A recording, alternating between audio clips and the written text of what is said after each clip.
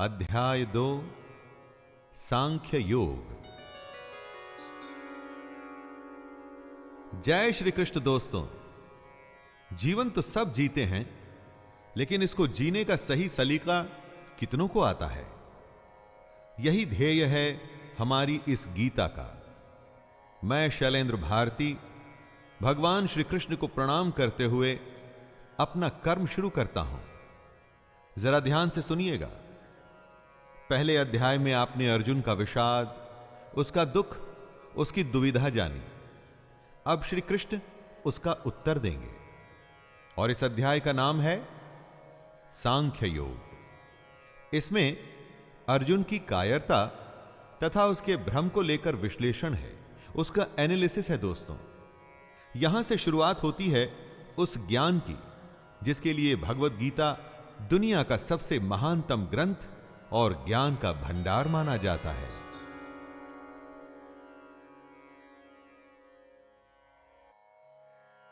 संजय उवाच तं तथा कृपयाविष्टम् अश्रुपूर्णाकुलेक्षणं विषिदन्तमिदं वाक्यम् उवाच मधुसूदनः। संजय कहते हैं, उस प्रकार करुणा से भरे हुए और आंसुओं से पूर्ण तथा व्याकुल नेत्रों वाले शोक युक्त उस अर्जुन को भगवान देखते हैं। अर्जुन दुख से घिरा हुआ है, आशा खत्म हो चुकी है, हिम्मत टूट चुकी है, और ऐसे में कृष्ण उसे समझाना शुरू करते हैं। जहां युद्ध का वर्णन होना चाहिए था, वहां दुख और विषाद का माहौल है। अर्जुन की आंखों में आंसू, मन में निराशा है। यह एक बहुत बड़ी हैरानी की बात थी। धृतराष्ट्र या संजय कोई भी इसकी आशा नहीं कर रहे थे। अर्जुन का दुख देखकर कृष्ण उत्तर देने के लिए तैयार होते हैं। दोस्तों, यही है गीता। अर्जुन या हम सबकी शंका और ईश्वर या कृष्ण का ज्ञान। श्री भगवानुवाच कुतस्त्वाकश्मलमिदं विषमे समुपस्थितम् अनार्यजुष्टमस्वर्ग्यम् अकीर्तिकरमर्जुन। श्री भगवान बोलते हैं, हे अर्जुन, तुझे इस समय मोह किस हेतु से प्राप्त हुआ? क्योंकि ना तो यह श्रेष्ठ पुरुषों के द्वारा आचरित है, न स्वर्ग को देने वाला है और न कीर्ति को करने वाला ही है। युद्ध के समय ऐसी शंका, यह तो असमय है। दोस्तों, इस तरह अपने शत्रु के प्रति मोह दिखाने का काम अर्जुन जैसे योद्धा कैसे कर सकते हैं? अपने कर्म से अगर हम मुंह मोड़कर मोह या किसी और वजह से हताश बैठ जाएं, तो वो ठीक नहीं है। इससे कभी कोई लाभ नहीं होता। क्लैब्यमास्मगमः पार्थ नैतत्त्वयुपपद्यते क्षुद्रं हृदय दौर्बल्यं त्यक्त्वोत्तिष्ठ परन्तप। कृष्ण समझा रहे हैं, हे अर्जुन, नपुंसकता को मत प्राप्त हो। अगर तू युद्ध में आया है तो युद्ध कर, ऐसे डर मत। तेरे जैसे धनुर्धर के लिए यह ठीक नहीं है, सही नहीं कि इस तरह से मन की कमजोरी दिखाओ। दोस्तों, श्री कृष्ण यहां नपुंसकता का अर्थ शक्तिहीनता, कमजोर हो जाना, युद्ध से मुंह मोड़ लेने वाली बात कर रहे हैं। यानी कि जो धर्म कहता है उसके अनुसार कर्म तो करना ही चाहिए। स्वयं को कमजोर मानकर बात को छोड़ देना यह सही नहीं है। बुरे समय में अगर हमें भी जब आशंका सताए, यही बात हमें याद रखनी चाहिए कि मन की दुर्बलता छोड़ हमें सिर्फ उस कर्म के बारे में सोचना चाहिए जो हम करने के लिए आए हैं। अर्जुन उवाच कथं भीष्ममहं संख्ये द्रोणं च मधुसूदन इषुभिः प्रतियोत्स्यामि पूजार्हावरिसूदन। अर्जुन अपनी शंका के बारे में कहते हैं, हे मधुसूदन, मैं रणभूमि में किस प्रकार बाणों से भीष्म पितामह और द्रोणाचार्य के विरुद्ध लड़ूं, जिनसे मैंने सब कुछ सीखा है, जो मेरे लिए सबसे बड़े हैं, उन पर मैं कैसे बाण चला सकता हूं। दोस्तों, यहां पर अर्जुन का कहना है, उसका संशय है, असल में सुनने में गलत नहीं लगता। अर्जुन जिनकी पूजा करते हुए बड़े हुए हैं, अपने पितामह या अपने गुरु पर वो बाण कैसे चला सकते हैं। लेकिन युद्ध का तो यही काम है। बाण शत्रु और अपने में भेद नहीं करता। जब वो चलता है तो प्राण लेने के इरादे से, जिसे करने में इस वक्त अर्जुन असफल हो रहे हैं। गुरु न हत्वा हि महानुभावान् श्रेयो भोक्तुं भैक्षमपि हलोके हत्वार्थकामांस्तु गुरुनिहैव भुञ्जीय भोगान् रुधिरप्रदिग्धान्। अर्जुन की दुविधा गलत नहीं लगती जब वो ऐसा कहते हैं कि इन महानुभाव गुरुजनों को न मारकर मैं इस लोक में भिक्षा का अन्न भी खाना कल्याणकारक समझता हूं। यहां पर अर्जुन कहते हैं कि इन गुरुजनों को मारकर इस दुनिया में किसी भी तरह का लाभ ले लूं, उसका क्या मतलब है। अपने इन लोगों को मारकर उससे अर्थ और भोग, धन धान्य, ऐश्वर्य, ये सब तो मैं प्राप्त कर लूंगा, परंतु ऐसे भोगों से क्या प्राप्त होगा। दोस्तों, अर्जुन ही नहीं, दुनिया में न जाने कितने लोग ऐसे होते हैं जिन्हें लगता है कि परिवार भी न छूटे और मोक्ष भी प्राप्त हो जाए, परंतु यह तो संभव नहीं। न चैतद्विद्मः कतरन्नो गरीयो यद्वा जयेम यदि वा नो जयेयुः यानेव हत्वा न जिजीविषामस्तेव स्थिताः प्रमुखे धार्तराष्ट्राः। अर्जुन कहते हैं, हम ये भी नहीं जानते कि हमारे लिए युद्ध करना और न करना, इन दोनों में से कौन सा श्रेष्ठ है, अथवा ये भी नहीं जानते कि उन्हें हम जीतेंगे या वे हमको जीतेंगे। और जिनको मारकर हम जीना भी नहीं चाहते, वे ही हमारे आत्मीय धृतराष्ट्र के पुत्र हमारे मुकाबले में खड़े हैं। भविष्य में क्या होगा ये तो कोई भी नहीं जानता। विधि ने क्या विधान लिखा है उसके बारे में किसी को नहीं पता, लेकिन वर्तमान में हम जो करना चाहते हैं उसका निर्णय हमारे हाथ में होता है। हमारे कर्म सिर्फ और सिर्फ हमारे ही हाथ में हैं। तो क्या युद्ध जीतने के लिए अपनों को मारना ठीक है? अपने कर्म को पूरा करने के लिए हमें किस सीमा तक जाना चाहिए और किस सीमा को पार करना चाहिए? धर्म सम्मूढ़चेताः यच्छ्रेयः स्यान्निश्चितं ब्रूहि तन्मे शिष्यस्तेऽहं शाधि मां त्वां प्रपन्नम्। इसलिए कायरता रूप दोष से उपहत हुए स्वभाव वाला तथा धर्म के विषय में मोहित चित्त हुआ मैं आपसे पूछता हूं कि जो साधन निश्चित कल्याणकारक हो वो मेरे लिए कहिए, क्योंकि प्रभु मैं आपका शिष्य हूं। दोस्तों, कमजोर क्षणों में हम डर जाते हैं, जिससे कंफ्यूजन का भाव हमारे अंदर आता है। अर्जुन ये मान रहे हैं कि वो कंफ्यूज्ड हैं, कायरता का दोष वो अपने ऊपर ले रहे हैं, और तभी तो ये कहते हैं कि श्री कृष्ण, मैं आपका स्टूडेंट हूं, आपको सरेंडर करता हूं, मुझे बताइए कि क्या सही है। दुविधा के समय गुरु ही एकमात्र सहारा होता है दोस्तों, और गुरु के सामने कुछ भी छुपाना नहीं चाहिए। खुलकर अपने हृदय की बात, अपना भय, अपनी शंका, सब कुछ सामने रख देना चाहिए। अगर ऐसा करेंगे तभी तो आपको मार्गदर्शन मिलेगा। नहि प्रपश्यामि ममापनुद्याद्यच्छोकमुच्छोषणमिन्द्रियाणाम् अवाप्य भूमा वसपत्रमृद्धं राज्यं सुराणामपि चाधिपत्यम्।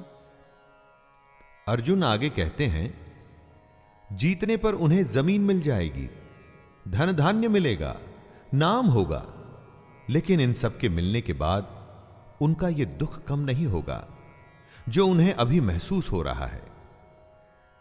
यही बात है दोस्तों, जब अपनों का दुख सताता है तो किसी भी तरह का लाभ आराम नहीं देता।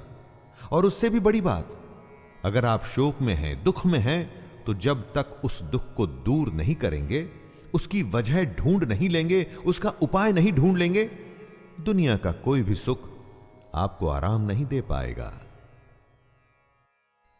संजय उवाच एवमुक्त्वा ऋषिकेशं गुडाकेशः परन्तप न योत्स्य इति गोविन्दम् उक्त्वा तूष्णीं बभूवः।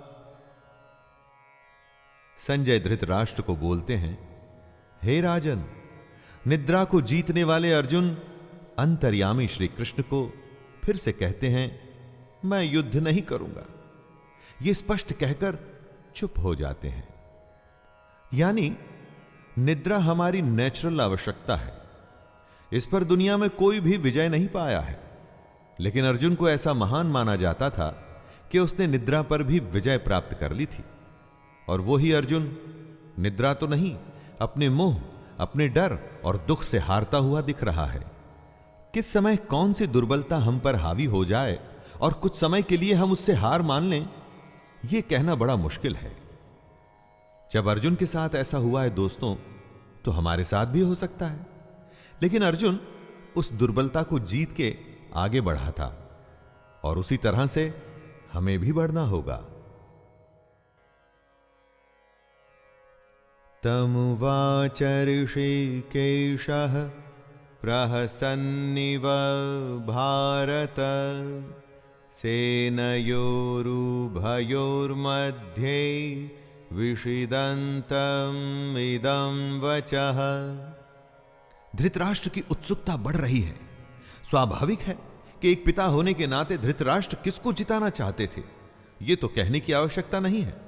वो युद्ध में भाग नहीं ले सकते थे, लेकिन युद्ध की एक एक बात को जानना चाहते हैं। संजय बताते हैं कि हे भरतवंशी धृतराष्ट्र, दोनों सेनाओं के बीच में शोक करते हुए अर्जुन हैं और उसके सामने अंतर्यामी श्री कृष्ण, जो अर्जुन को हंसते हुए ये वचन बोल रहे हैं। एक तरफ रोता हुआ कमजोर डरा हुआ बालक जैसे कि अर्जुन, और दूसरी तरफ त्रिकालदर्शी कृष्ण है। शायद कृष्ण को इसीलिए छलिया भी कहा जाता था। रोते हुए के सामने इस तरह से कौन हंसता है? और कृष्ण हंसते थे क्योंकि उन्हें वो पता था जो किसी को पता नहीं था। श्री भगवानुवाच अशोच्यानन्वशोचस्त्वं प्रज्ञं वादांश्च भाषसे गतासु न गतासुंश्च नानुशोचन्ति पंडिताः। श्री कृष्ण का गीता ज्ञान अब यहां से आरंभ हो रहा है दोस्तों। भगवान बोले, हे अर्जुन, तू न शोक करने योग्य मनुष्यों के लिए शोक करता है और पंडितों की तरह मुझसे बातें करता है, परंतु जिनके प्राण चले गए हैं उनके लिए और जिनके प्राण नहीं गए हैं उनके लिए भी पंडित जन शोक नहीं करते। कृष्ण का ज्ञान अंतिम सत्य है। वह अर्जुन से कहते हैं कि तुम पंडितों की तरह बातें भी नहीं कर रहे और ना तुम ज्ञानियों की तरह बातें कर रहे हो।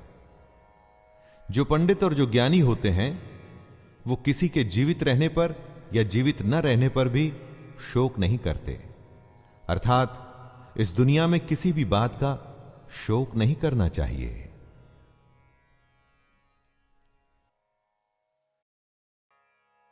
न त्वैवाहं जातु नासं न त्वं नेमे जनाधिपः न चैव न भविष्यामः सर्वे वयमतः परम।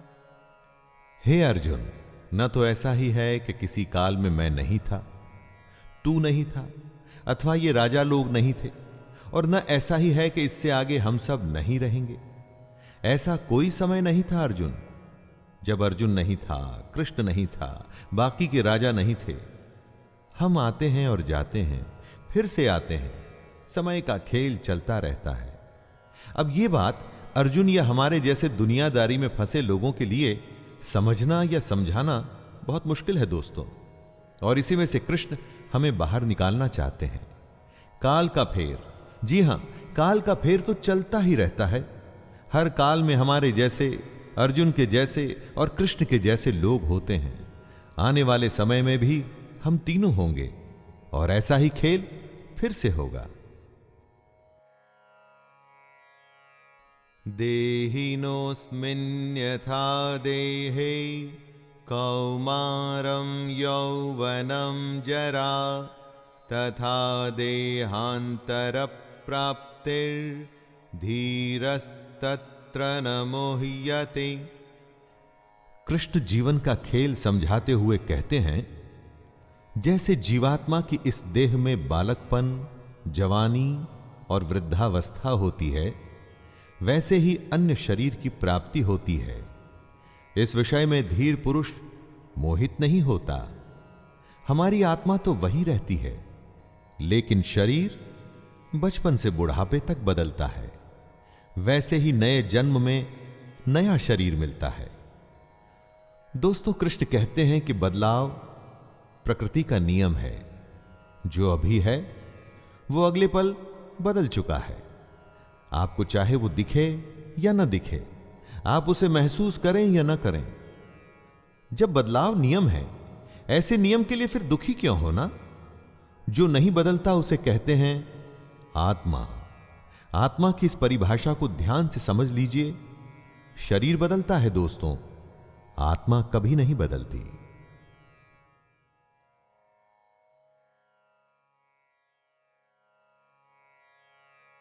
मात्रा स्पर्शास्तु कौन्तेय शीतोष्ण सुख दुःखदाः आगमापायिनो नित्यास्तांस्तितिक्षस्व भारत।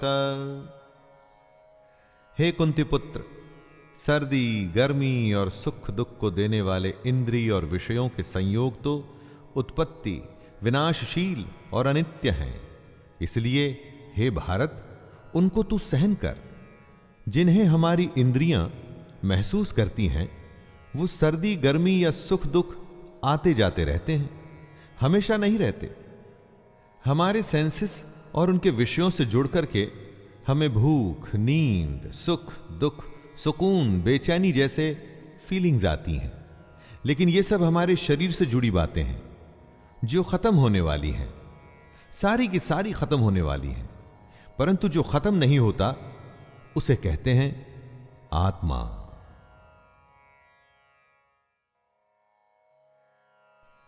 यम ही न व्यथयन्त ये ते पुरुषं पुरुषर्षभ समदुःख सुखं धीरं सोमृत तत्वाय कल्पते। क्योंकि हे पुरुष श्रेष्ठ, दुख सुख को समान समझने वाले जिस धीर पुरुष को ये इंद्रिय और विषयों के संयोग व्याकुल नहीं करते, वह मोक्ष के योग्य होता है। सुख दुख जो बराबर समझे, दोनों हालत में एक जैसा रहे, वही जीवन में आगे बढ़ता है। जितनी भी आपकी आयु हो, जीवन में जरा पीछे मुड़ के देखिए, न जाने कितनी बार आप सुख दुख से बीते होंगे। कभी बेतहाशा खुशी हुई होगी, किसी के जाने या बेहद बड़े नुकसान पे शायद आप फूट फूट के रोए भी होंगे। और आगे आने वाले जीवन में भी ऐसा होता ही रहेगा। ज्ञानी इस बात को जानते हैं कि ऐसे सुख दुख तो आते जाते रहते हैं, एक ही भाव कभी रुक के नहीं रहता। नासतो विद्यते भावो न भावो विद्यते सतः उभयोरपि दृष्टोऽन्तस्त्वन्नयोस्तत्त्वदर्शिभिः। कृष्ण कहते हैं कि असत वस्तु की तो सत्ता नहीं है और सत का अभाव नहीं है। इस प्रकार इन दोनों का ही तत्वज्ञानी पुरुषों द्वारा देखा गया है। दोस्तों, जो झूठ है उसका कोई मूल्य नहीं, मूल्य सिर्फ सच का ही है। समझदार लोग इस बात को समझते हैं, जिसका आना जाना लगा रहे उसके लिए कोई क्या शोक करे। सुख गया तो दुख दरवाजे पर आने के लिए बिल्कुल तैयार खड़ा है। एक के लिए दुख करेंगे तो आने वाली अच्छी खबर के लिए जल्द ही खुश ही होना पड़ेगा। लेकिन अगर आप ज्ञान को समझें तो पाएंगे कि ये दोनों भाव झूठे हैं, इनका कोई मूल्य नहीं। मूल्य है तो सिर्फ आत्मा का, जो निरंतर है और सिर्फ वही सच है।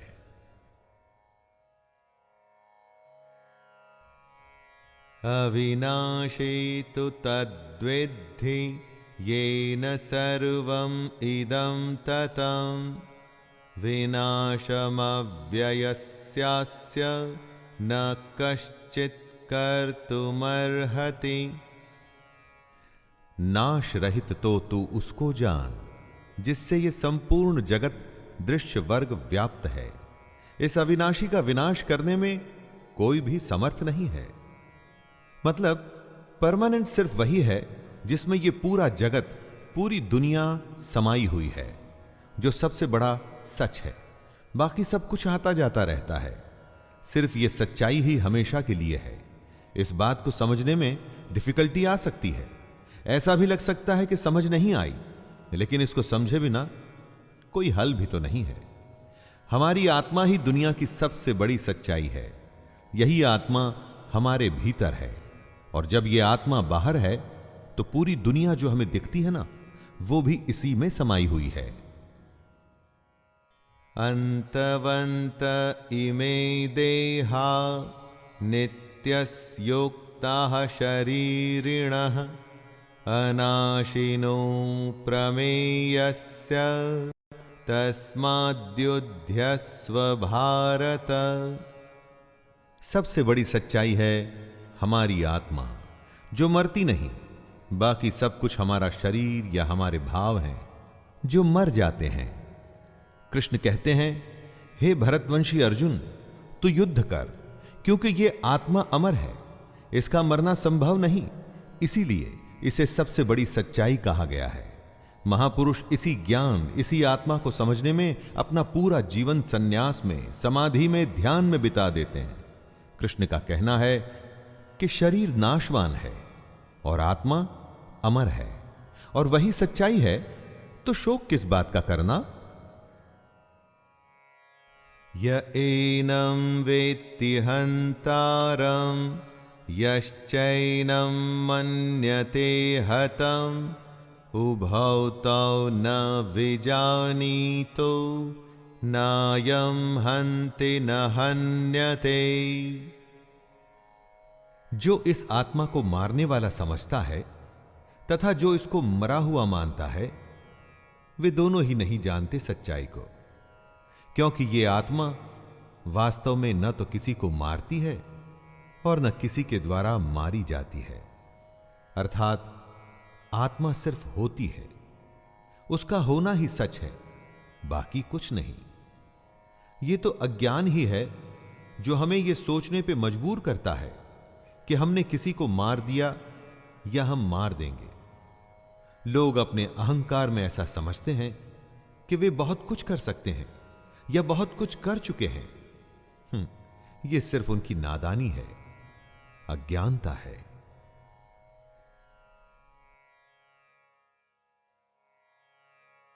न जायते म्रियते वा कदाचिन्नायं भूत्वा भविता वा न भूयः अजो नित्यः शाश्वतोऽयं पुराणो न हन्यते हन्यमाने शरीरे। कृष्ण आगे समझाते हैं कि ये आत्मा किसी काल में भी न तो जन्मती है और ना ही मरती है, तथा न ये उत्पन्न होकर फिर होने वाली ही है, क्योंकि ये तो अजन्मा, नित्य, सनातन और पुरातन है। शरीर के मारे जाने पर भी ये मरती नहीं। आत्मा हमेशा रहती है, हर काल में। बाकी सब कुछ आता है और जाता है। आत्मा कल, आज और कल हमेशा रहेगी। गीता की सबसे गंभीर बात का यह मूल है दोस्तों, जब कुछ नहीं था तो आत्मा थी, जब कुछ नहीं होगा तो भी आत्मा होगी। आत्मा को छोड़ बाकी सब बदलेगा, आएगा और जाएगा।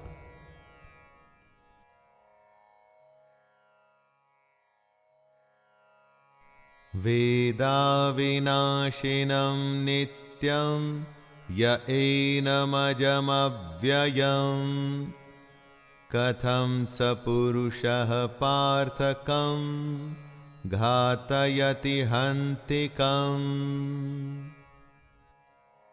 हे पृथापुत्र अर्जुन, जो पुरुष इस आत्मा को नाश रहित, नित्य, अजन्मा और अव्यय मानता है, वह पुरुष कैसे किसको मरवाता है और कैसे किसको मारता है? जो इस बात को समझता है कि आत्मा ही सबसे बड़ा सच है, वो किसी को कैसे मार सकता है या कैसे मरवा सकता है? इस बात को समझने का मतलब है कि ब्रह्म रूपी सच को समझना, ब्रह्म को समझना। सच से अधिक हम झूठ को महत्व देते हैं। आत्मा से अधिक हम पार्थिव शरीर को, पार्थिव शरीर जो मिट्टी से बना है और अग्नि में जल के उसी में मिल जाएगा और फिर से मिट्टी हो जाएगा। महत्व हमें देना है अपनी आत्मा को, जो हमेशा थी और हमेशा रहेगी। वासांसि जीर्णानि यथा विहाय नवानि गृह्णाति नरोपराणि तथा शरीराणि विहाय जीर्णान् यन्यानि संयाति नवानि देहि। जैसे मनुष्य पुराने वस्त्रों को त्याग कर दूसरे नए वस्त्रों को ग्रहण करता है, वैसे ही जीवात्मा पुराने शरीरों को त्याग कर दूसरे नए शरीरों को प्राप्त होता है। मतलब आत्मा को छोड़ बाकी सब कुछ बदलता है, एकदम वैसे ही जैसे हम कपड़े बदलते हैं।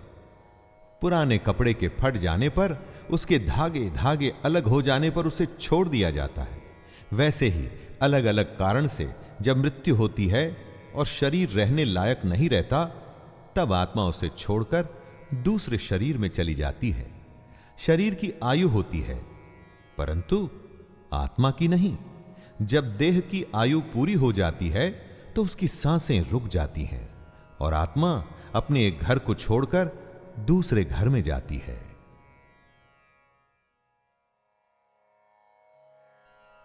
नैनं छिन्दन्ति शस्त्राणि नैनं दहति पावकः न चैनं क्लेदयन्त्यापो न शोषयति मारुतः।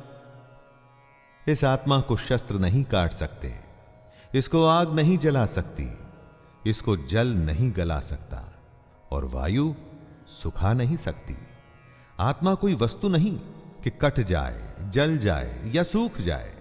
आत्मा के इसी स्वरूप को कृष्ण समझा रहे हैं। जैसे कपड़ा फटता है, गल जाता है, उसी तरह से आत्मा को कोई वस्तु समझना भूल होगी। उस आत्मा को अपनी इस दुनिया की किसी चीज से मत तोलिए। आत्मा किसी के भी जैसी नहीं, उसका कोई दूसरा उदाहरण संभव ही नहीं। आत्मा अपने आप में विरली और अनूठी है। यह हमसे पहले भी थी और आगे भी रहेगी। अच्छेद्योयमदाह्योयम अक्षरोऽयं अक्लेद्यो शोष्य एव च नित्यः सर्वगतः स्थाणुर् अचलो यम सनातनः। ये आत्मा अच्छेद्य है, इसे छेदा नहीं जा सकता। ये आत्मा अदाह्य है, इसे जलाया नहीं जा सकता। अक्लेद्य है मतलब गीला भी नहीं किया जा सकता। और निसंदेह अशोष्य है मतलब इसे सुखाया भी नहीं जा सकता। ये आत्मा नित्य, सर्वव्यापी, अचल, स्थिर रहने वाली और सनातन है। सनातन का अर्थ क्या होता है दोस्तों? जो हमेशा से है और हमेशा रहेगा, वही आत्मा भी है। श्री कृष्ण ये बताना चाहते हैं कि हम जो नाशवान हैं, मतलब हमारा जो ये शरीर है, इस पर ज्यादा ध्यान न दें। हम समझें आत्मा को जिसका नाश नहीं हो सकता, तभी हमें मुक्ति मिलनी संभव हो सकती है। वरना मोह और दुविधा में हम हमेशा फंसे रह जाएंगे, जैसे कि अभी अर्जुन फंसा हुआ है और अपना कर्म करने को तैयार ही नहीं।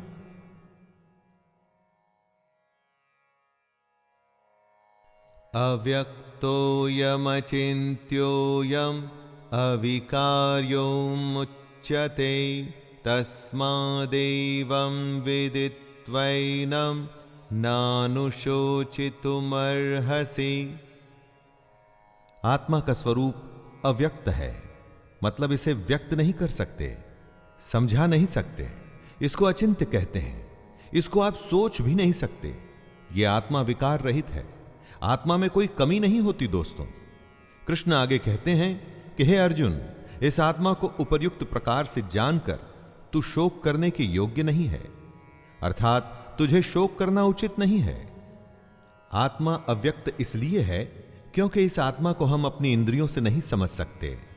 इंद्रियां इस दुनिया के लिए है और इन इंद्रियों से हम हैप्पीनेस, सैडनेस, सर्दी, गर्मी, टचिंग, खाना पीना, ऐसी भौतिक एक्टिविटीज करते हैं।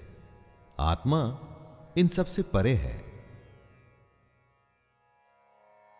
अथ चैनं नित्यजातं नित्यं वा मन्यसे मृतं तथापि त्वं महाबाहो नैवं शोचितुमर्हसि।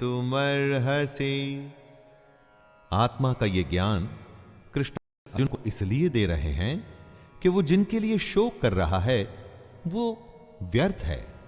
कृष्ण समझाते हैं कि हे अर्जुन, यदि तू इस आत्मा को जन्म लेने वाली तथा सदा मरने वाली मानता है, तो हे महाबाहो, तू इस प्रकार शोक करने के योग्य नहीं है।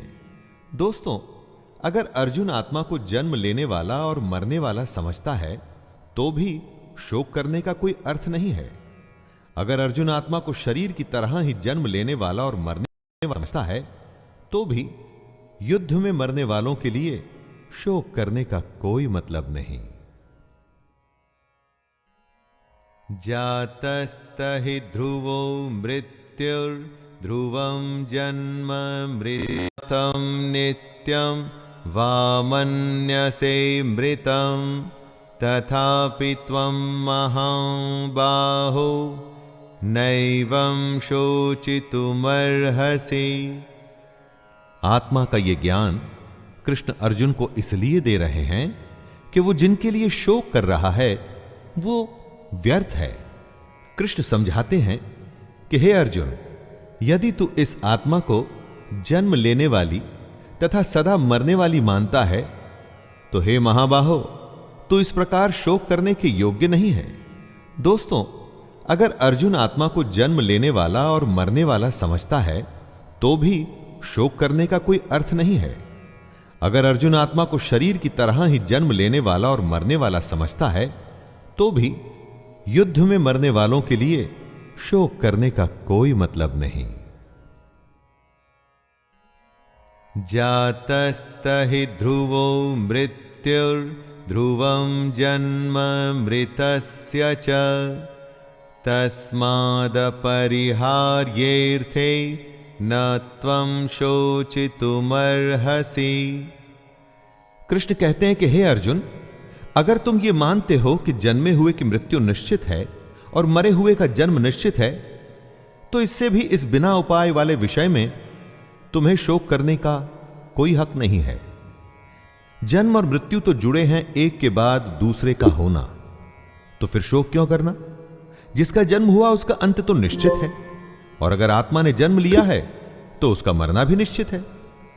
कृष्ण यहां यह कह रहे हैं कि न जाने कितनी ही बार हम उन बातों के लिए शोक करते हैं जिसका होना तय है। यह समझदारी नहीं है। जो तय है वो होगा ही, और जो होगा ही तो उसके लिए शोक करके अपने आप को कमजोर या दुर्बल बनाने की क्या आवश्यकता है?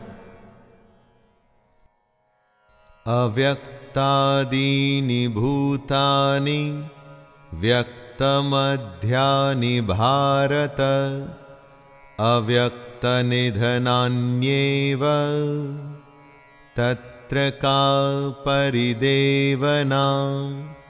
हे अर्जुन, संपूर्ण प्राणी जन्म से पहले अप्रकट थे और मरने के बाद भी अप्रकट हो जाने वाले हैं। केवल बीच में ही प्रकट है।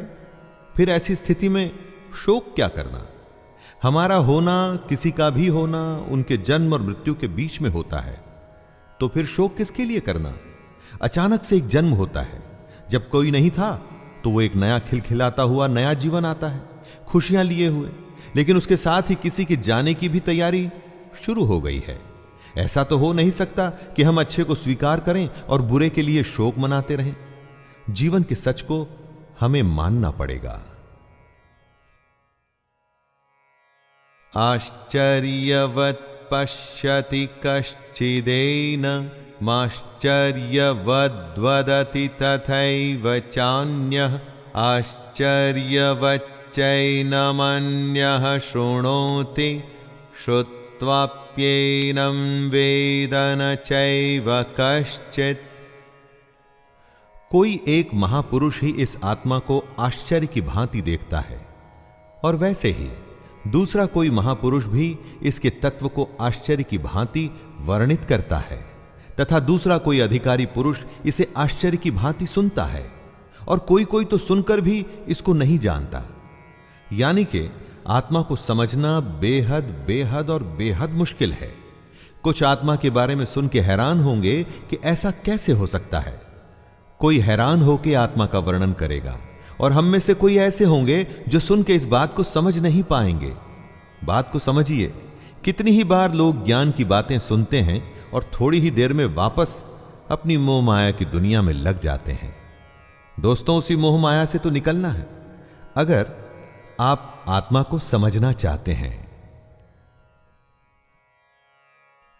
देहि नित्यमवध्योऽयं देहे सर्वस्य भारत तस्मात् सर्वाणि भूतानि न त्वं शोचितुमर्हसि। हे अर्जुन, यह आत्मा सबके शरीर में सदा ही अवध्य है। इस कारण संपूर्ण प्राणियों के लिए तू शोक करने के योग्य नहीं है। अवध्य यानी आत्मा का वध करना संभव नहीं है। जब आत्मा को कोई मार ही नहीं सकता और आत्मा ही एक सच है, तो तू शोक किसके लिए कर रहा है? दोस्तों, सबसे बड़ी बात जो सामने आती है वो ये कि इस आत्मा को समझें कैसे। इसको समझना ही मोक्ष की प्राप्ति है।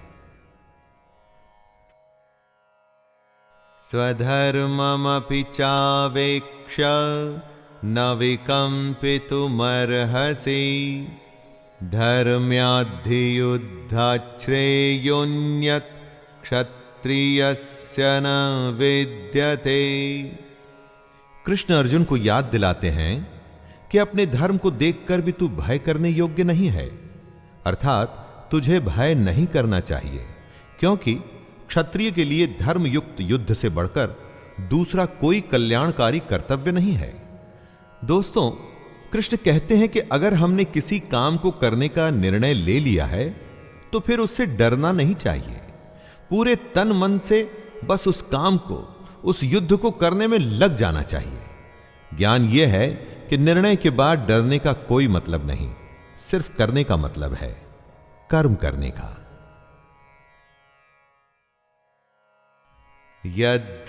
यदृच्छया चोपपन्नं स्वर्गद्वारमपावृतं सुखिनः क्षत्रियाः पार्थ लभन्ते युद्धमीदृशम्। हे पार्थ, अपने आप प्राप्त हुए और खुले हुए स्वर्ग के द्वार रूप इस प्रकार के युद्ध को भाग्यवान क्षत्रिय लोग ही पाते हैं। युद्ध को, चैलेंज को खुले मन से स्वीकार करने में ही सबसे बड़ी खुशी है दोस्तों। कृष्ण युद्ध को स्वर्ग का खुला हुआ द्वार बता रहे हैं। हमारे लिए भी यह बात इस तरह से सही है कि हमको भी अपने जीवन में अगर कोई चुनौती मिलती है तो उसे मोक्ष मानकर उस चैलेंज को पूरा कर जाने में लग जाना चाहिए। क्षत्रिय वो है जो युद्ध में अपना धर्म निभाए। अगर आपकी कामना, आपका प्रयास आपके लिए युद्ध है तो एक क्षत्रिय की तरह आपको भी अपने धर्म को पूरा करना चाहिए। उसके बाद युद्ध के लिए तैयार हो जा। इस प्रकार युद्ध करने से हे अर्जुन, तू पाप को नहीं प्राप्त होगा। दोस्तों, अपनी चुनौती में अगर आप अपना सर्वस्व लगा देते हैं तो जीतने पर तो सब कुछ मिलेगा ही, लेकिन अगर हार भी जाते हैं तो अफसोस नहीं होगा, निराशा नहीं होगी, क्योंकि आपके पास जो भी था वो आपने युद्ध में अपनी चैलेंजेस में लगा दिया। अब इस स्थिति को बड़े ध्यान से देखिए। युद्ध में अपना सब कुछ लगाने पर हार जीत में अंतर कम हो जाता है, और यही तो कृष्ण भी कह रहे हैं कि सुख और दुख को एक जैसा समझें और बस युद्ध में लग जाएं। अच्छा बुरा सबको एक जैसा समझकर बस अपने काम, अपनी चुनौती में लग जाइए। एषा ते विहिता सांख्ये बुद्धिर्योगे त्विमां शृणु बुद्ध्या युक्तो यया पार्थ कर्मबन्धं प्रहास्यसि। हे पार्थ, यह बुद्धि तेरे लिए ज्ञान योग के विषय में कही गई है, और अब तू इसको कर्म योग के विषय में सुन। दोस्तों, अब कृष्ण कर्म योग के बारे में बता रहे हैं, जिससे कर्मों के बंधन को तोड़ा जा सके, नष्ट किया जा सके। ज्ञान सोचने और समझने की बात है, और कर्म व्यवहारिक यानी प्रैक्टिकल, सच्चाई, दोनों तरीके हैं अपने गंतव्य, मंजिल या डेस्टिनेशन पर पहुंचने के। यनेहाभिक्रमनाशोस्ति प्रत्यवातो न विद्यते स्वल्पमप्यस्य धर्मस्य त्रायते महतो भयात्। इस कर्म योग में आरंभ का अर्थात बीज का नाश नहीं है, और उल्टा फल रूपी दोष भी नहीं है, बल्कि इस कर्म योग रूपी धर्म का थोड़ा सा भी साधन जन्म मृत्यु रूपी महान भय से रक्षा करवा देता है। सबके लिए ज्ञान का, साधना का, साधुओं का मार्ग संभव नहीं है। हमारे जैसे अधिकतर लोगों को कर्म योग अपनाना चाहिए। अगर कर्म योग को समझ के उस पर हम सब चल सकें तो कभी निराशा नहीं होगी।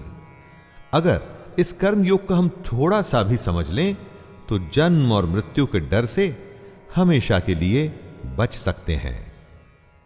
व्यवसायात्मिका बुद्धिर एकेह कुरु नंदन बहुशाखा ह्यनन्ताश्च बुद्ध्यो व्यवसायिनाम्।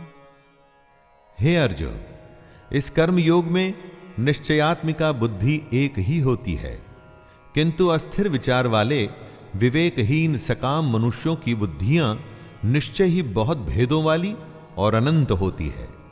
जब फैसला लेना हो तो बुद्धि एक ही होती है, लेकिन जहां सोच की, फैसले की, निर्णय की कमी हो वहां कई बुद्धियां काम करती हैं।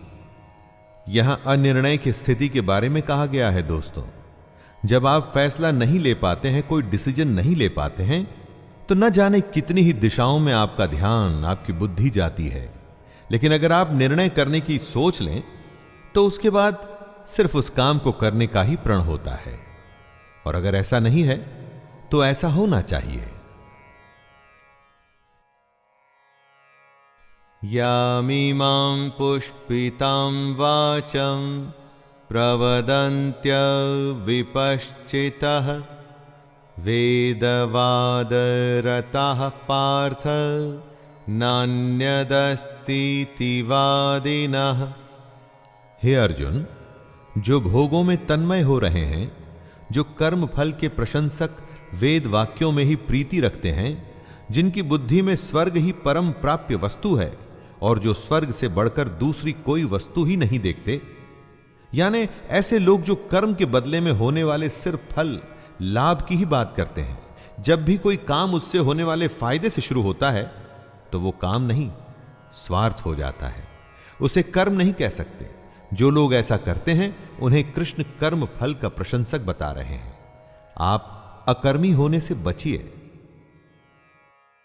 कामात्मानः स्वर्गपरा जन्म कर्म फलप्रदां क्रिया विश्लेष बहुलां भोगैश्वर्य गतिं प्रति।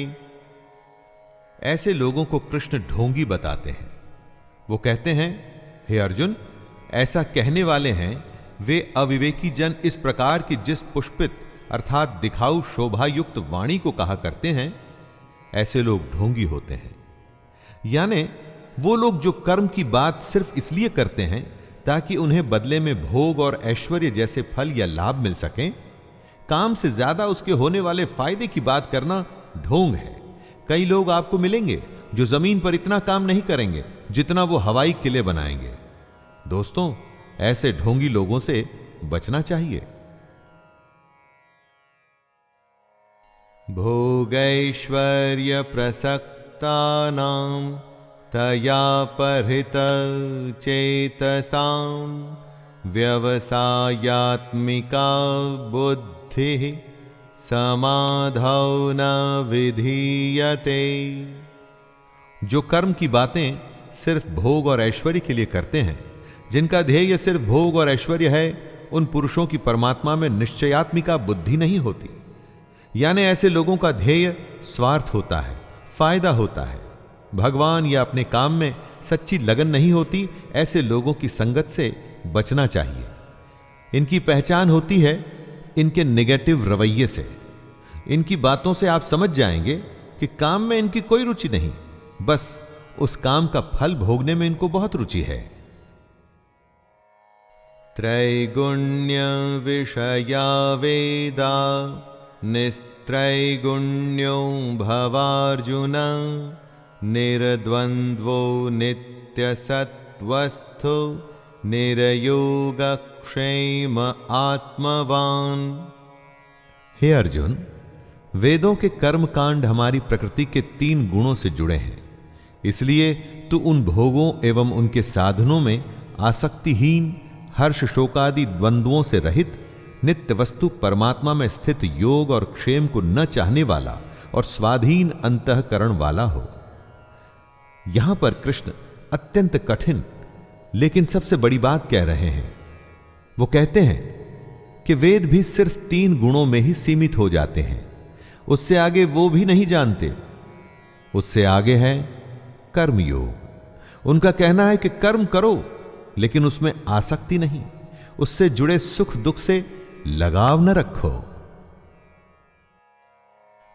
यावानर्थ उदपाने सर्वतः संप्लुतोदके तावान् सर्वेषु वेदेषु ब्राह्मणस्य विजानतः। बेहद बड़े जलाशय के प्राप्त हो जाने पर छोटे जलाशय में मनुष्य का जितना प्रयोजन रहता है, उसी तरह से अगर जिसने ब्रह्म तत्व को समझ लिया तब उसके लिए वेदों की कोई आवश्यकता नहीं। पोथी पढ़ पढ़ जग मुआ पंडित भया न कोय। पोथी या वेद से ही आपको सफलता मिले ऐसा सोचना गलत है। कर्म योग तो उस बड़े तालाब की तरह है कि अगर यह मिल गया तो छोटे तालाब की आवश्यकता आपको क्यों रहेगी। कर्म का खेल इतना बड़ा है कि उसके आगे सारे ज्ञान छोटे पड़ जाते हैं, लेकिन कर्म को समझना पड़ेगा कि आखिर ये होता क्या है। कर्मण्येवाधिकारस्ते मा फलेषु कदाचन मा कर्मफलहेतुर्भुर्मा ते संगोस्त्वकर्मणि। तेरा कर्म करने में ही अधिकार है, उसके फलों में कभी नहीं। इसलिए तू कर्मों के फल के लिए काम मत कर, और ऐसा भी ना हो कि तू कर्म ही ना करे। कर्म करना है लेकिन फल के लिए नहीं। गीता के सबसे लोकप्रिय श्लोक में इस श्लोक की गिनती होती है। कर्म करना है लेकिन फल के लिए नहीं, उसे अपना धर्म और अपना कर्तव्य समझकर। योगस्थः कुरु कर्माणि संगत्यक्त्वा धनंजय सिद्धय सिद्धयोः समो भूत्वा समत्वं योग उच्यते। कृष्ण योग को और समझा रहे हैं। हे धनंजय, तू आसक्ति को त्याग कर सिद्धि और असिद्धि में समान बुद्धि वाला होकर योग में स्थित हुए कर्तव्य कर्मों को कर। कर्म के फल की इच्छा न कर, और ऐसा नहीं करना कि कर्म करने में इच्छा न हो। यही निष्काम कर्म की कुंजी, उसकी चाबी, उसका सार है। कर्म के बाद क्या फल मिलेगा उसकी परवाह किए बिना बस पूरी लगन से अपने धर्म और कर्तव्य को पूरा कर। दूरेण ह्यवरं कर्म बुद्धियोगात् धनंजय बुद्धौ शरणमन्विच्छ कृपणः फलहेतवः। कर्म के फल की इच्छा को छोड़ के जो निष्काम कर्म योगी होता है वो पाप पुण्य से दूर हो जाता है। जो फल के लिए काम करते हैं उन्हें हमेशा असफल होने का डर रहता है, और इसीलिए कभी भी वो कर्म को अच्छे से नहीं कर पाते, और फिर अगर उनको फल मिल भी जाता है तो इसी फल में उलझ जाते हैं। इसलिए हमें बुद्धि योग की शरण में आना चाहिए। लगन सिर्फ काम में और भगवान में, तब बुद्धि निश्चय से काम कर पाती है। बुद्धियुक्तो जहातीह उभे सुकृत दुष्कृते तस्माद्योगाय युज्यस्व योगः कर्मसु कौशलम्। बुद्धि योग की शरण में आने से बिना फल के काम करने वाला इसी दुनिया में पाप पुण्य से मुक्त हो जाता है। हे अर्जुन, तू समत्व रूप योग में लग जा। मतलब अच्छा हो बुरा हो, सुख हो या दुख हो, सभी में एक ही तरीके से समभाव से तू बस अपना कर्म, अपना कर्तव्य करता रहे।